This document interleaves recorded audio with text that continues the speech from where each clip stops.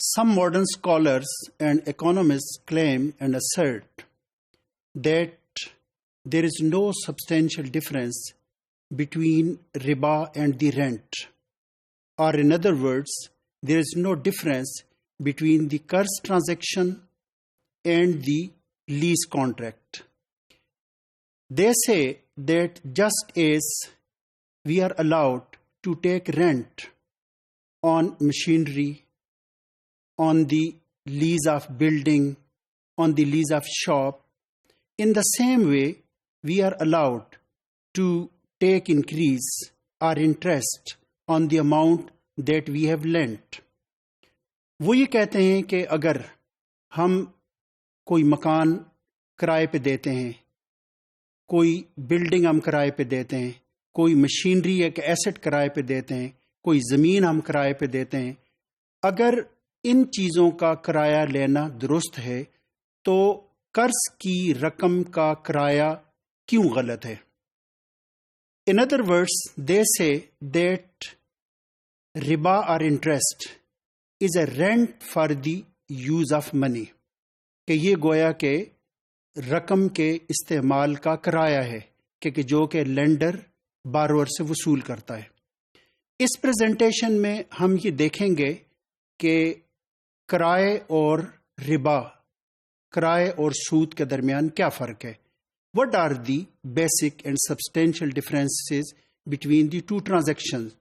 کہ یوریس یا کہ قرض والا کانٹریکٹ اور لیز والا کانٹریکٹ، ان کے درمیان کیا جوہری فرق ہیں، اس کا ہم اس پریزنٹیشن میں جائزہ لیں گے. The question that we'll address in this presentation is that is increase on loan a rent for the use of money as it is claimed and asserted? We observe that there is a difference between the two transactions.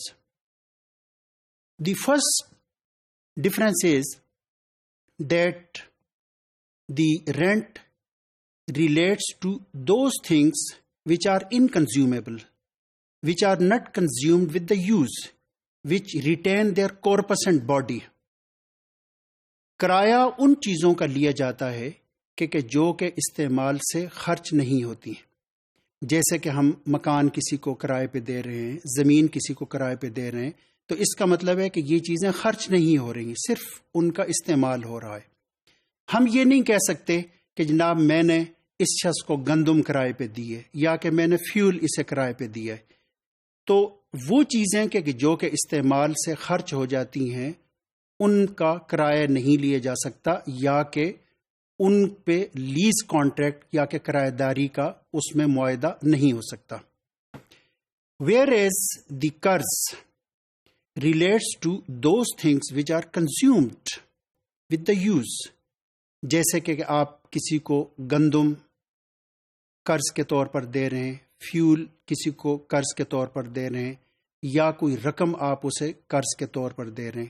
یعنی جس کا مطلب یہ ہے کہ اس میں قرض میں وہ چیزیں آتی ہیں کہ جو کہ استعمال کے ساتھ خرچ ہو جاتی ہیں، نہ کہ وہ چیزیں کہ جو کہ استعمال کے باوجود اپنا جو کارپس ہے یا باڈی وہ برقرار رکھتی ہیں. جو دوسرا ڈفرینس ہے وہ یہ ہے کہ جو لیز ایسٹ ہے وہ remains in the ownership of the lesser. کہ جو لیز ایسٹ ہے، جو لیسر ہے، اس کا وہ مالک رہتا ہے، جبکہ قرض کی صورت میں جو قرض کی جو اونرشپ ہے وہ بارور کے پاس یا کہ قرض لینے والے کی طرف منتقل ہو جاتی ہے. تیسرا جو ڈفرینس ہے وہ ہے لائبلٹی اور رسک کا.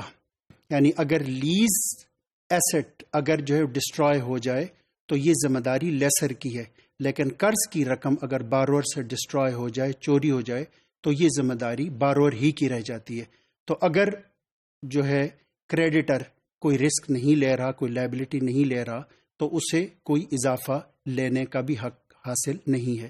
تو اس طریقے سے ہمیں یہ اندازہ ہوتا ہے کہ ان دونوں ٹرانزیکشنز کے درمیان واضح اور جوہری فرق ہے.